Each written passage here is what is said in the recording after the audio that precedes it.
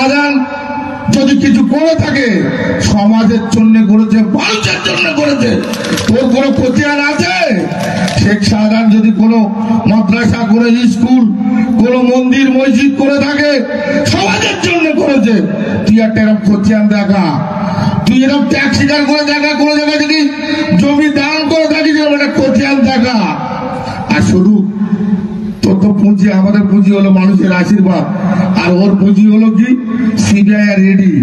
CBI ED বাদে সাধারণে ফালতু দূরের কথা একটা চলছে দেখা বিজেপির দালালে কান খুলে।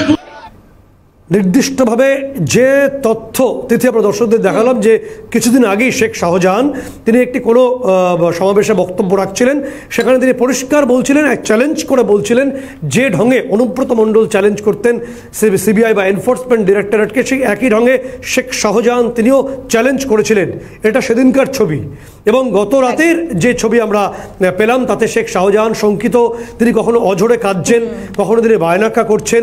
তিনি আদৌ কয়েক বছরের মধ্যে তিনি বাইরের আলো দেখতে পারবেন কিনা এই গারদ পেরিয়ে, তা নিয়ে বিভিন্ন মহলে প্রশ্নচিহ্ন উঠে গেছে। শেখ শাহজাহান যে দর্পে, যে বীর দর্পে বক্তব্য রাখছিলেন, তিনি কার্যত চুনোপুটিতে পরিণত হয়েছেন বা ইঁদুরে পরিণত হয়েছিলেন বলে অনেকে মনে করছেন। এবার যে প্রশ্নটা আসছে যে এই তদন্ত যখন চলবে, সিবিআই যখন তাকে